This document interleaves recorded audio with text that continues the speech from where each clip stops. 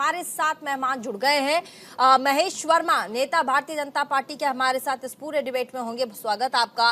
Professor भुवन भास्कर जोशी, प्रवक्ता Samajwadi party के, हमारे साथ होंगे स्टूडियो में मौजूद। बहुत बहुत स्वागत आपका।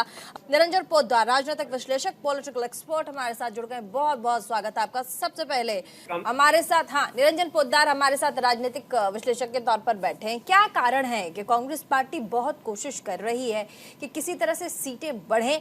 लोकसभा चुनाव सामने है, राज्यों के चुनावों के नतीजे हमने देखे हैं। तमाम कोशिशों के बावजूद कांग्रेस पार्टी और इंडिया अलायंस लोगों के वोटों को कन्वर्ट नहीं कर पाती है। कैंपेन्स होते हैं लेकिन वोट कन्वर्ट नहीं होते उनके फेवर में।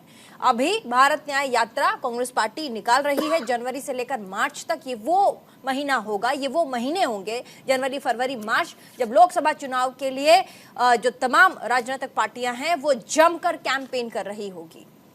निरंजन पोद्दार जी देखिए प्रीति जी, आपको मैं एक चीज बताऊं। जिस तरीके से हमारे भारत की राजनीति की अगर मैं बात करूं तो राजनीति के अंदर एक डिस्कोर्स है, और जिस तरीके से अभी पिछले 30-40 वर्षों के अंदर जो राजनीति का डिस्कोर्स बदला है, इसको आपको समझना पड़ेगा। मैं ये बात क्यों कह रहा हूं कि एक समय हुआ करता था प्रीति जी कि जब कांग्रेस पार्टी को अगड़े भी वोट देते थे, पिछड़े भी वोट देते थे, बहुसंख्यक भी वोट देते थे, दलित भी वोट देते थे, अल्पसंख्यक भी वोट देते थे। यानी कहने का तात्पर्य ये है कि कांग्रेस पार्टी एक समय में मध्यम मार्गी पार्टी मानी जाती थी। और उसके बाद में जिस तरीके से धीरे धीरे करके, मैं विशेषकर बात कर रहा हूं सन 1987-88 के बाद में, जिस तरीके से कांग्रेस पार्टी का जो नेतृत्व आया और उस नेतृत्व ने जिस तरीके से कुछ गलतियां करी, और जिसकी मैं नहीं कहता हूं ये बात तो कांग्रेस के वरिष्ठ नेता थे ए.के. एंटनी, उन्होंने 2014 के चुनाव परिणाम के बाद में उन्होंने अपनी रिपोर्ट सबमिट करी थी, जिसके अंदर ये बात सामने आई। और जिस तरीके से कांग्रेस ने अपनी राजनीति के अंदर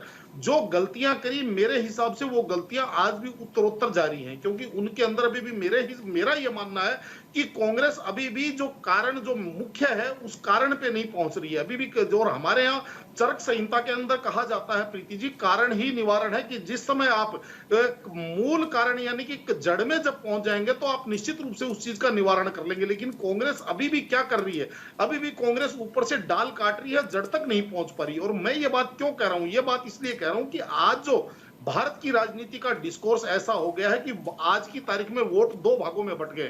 पूरे हिंदुस्तान की बात कर रहा हूं प्रीति जी, और दो भागों में, एक एंटी बीजेपी वोट और एक प्रो बीजेपी वोट। और जिस तरीके से कांग्रेस प्रयास कर रही है, वो प्रयास कर रही है कि वो जो प्रो बीजेपी वोट है उनको अपनी तरफ लाने का प्रयास कर रही है। लेकिन जो नीतियां और इनके जो बयान और इनकी जो रणनीति है वो कदाचित पुराने यानी कि पुराने ढर्रे पे चल रही है। और पुराना ढर्रा मैं आपको क्या बता रहा हूं, पुराना ढर्रा वही है कि एक व्यक्ति का विरोध करते करते जिस तरीके से कांग्रेस पार्टी के नेता इस तरीके के बयानबाजी करते हैं। और सबसे बड़ी समस्या क्या है, सबसे बड़ी समस्या यह है कि आज जो कांग्रेस की, जिसको आप एसेट्स कह सकते हो, वही कांग्रेस की लायबिलिटी भी हो रही है। ये बात क्यों कह रहा हूं कि अगर मान लीजिए दक्षिण की जो इनकी अलाइज पार्टियां हैं, जहां मिलकर के सरकार चला रहे हैं, जहां मिलकर के ये गठबंधन कर रहे हैं, वहां की पार्टियां वहां के दक्षिण के हिसाब से, तमिल के अंदर जैसे द्रविड़ राजनीति चलती है तो वहां पे जिस तरीके से सनातन को गाली दी जाती है, और वो इनके लिए, अगर दक्षिण में इनके लिए एसेट्स है तो उत्तर में आकर के यानी हिंदी बेल्ट में आकर के वो इनके लिए लायबिलिटी बन जाती है। अगर कांग्रेस आज मान लीजिए उत्तर भारत में आकर के कहती है कि सावरकर तो गद्दार था, तो वहां जा महाराष्ट्र में जो इनकी अलाइज पार्टी है वहां जाकर के कांग्रेस ये बात नहीं कह सकती। आपकी बातों से कितना तारुफ रखते हैं निरंजन पोद्दार जी? भुवन भास्कर जोशी जी जो कह रहे हैं उस पर सहमति है आपकी? देखिए प्रीति जी, मैं तो यही कहूंगा कि जिंदगी भर में यही भूल करता रहा, धूल माथे पे थी और आईना साफ करता रहा। तो आज कदाचित मेरे हिसाब से अपोजिशन की वही स्थिति है।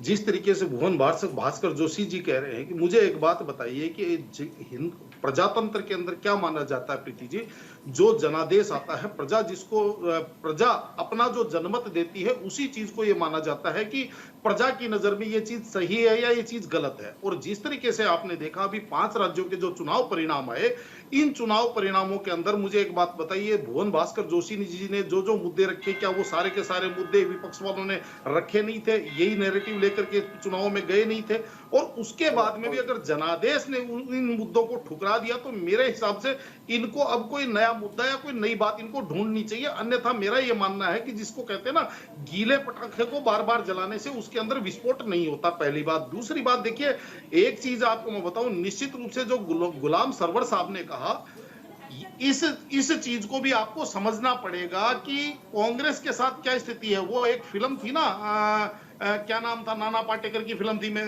आपको बताऊं, जिसके अंदर वो यशवंत लोहार, तो जिसकी उसके अंदर नाना पाटेकर एक डायलॉग बोलते हैं, कहते हैं पुलिस वाला गुंडा समझता है और गुंडे जो है मुझे पुलिस वाला समझते हैं। आज कांग्रेस की स्थिति यही होगी कि बहुसंख्यक समाज जो है वो ये कहता है कि इन्होंने तुष्टीकरण की इंतहा कर दी, और जो अल्पसंख्यक समाज है वो ये कहता है कि हमारे लिए कुछ किया नहीं। क्योंकि केवल और केवल यहाँ पे बयानबाजी, ये चीज मैं निश्चित रूप से मान सकता हूं कि जिस तरीके से पिछले 75 वर्षों के अंदर जो कांग्रेस, जिसके अंदर कांग्रेस का लगभग 55-56 साल शासन रहा, उस शासन के दौरान जो हिंदुस्तान का अल्पसंख्यक समुदाय है वो आज चाहे शैक्षणिक रूप से, चाहे स्वास्थ्य के रूप से, चाहे आर्थिक रूप से, आज मेरे हिसाब से दलितों से भी बुरी स्थिति के अंदर अब वो गुजर रहा है। अगर वो कहीं सरवाइव कर रहा है तो वो केवल अपने हाथों की कलाकारी और अपने परिश्रम के दम पे सरवाइव कर रहा है। अन्यथा आप ये देखिए, तो कहने का तात्पर्य ये है कि दिया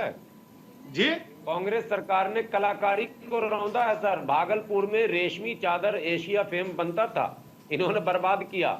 मेरठ में कैंची बनाते थे मुसलमान, इन्होंने बर्बाद किया। अलीगढ़ में ताला बनाते थे, इन्होंने बर्बाद किया। फिरोजाबाद में चूड़ी बनाते थे।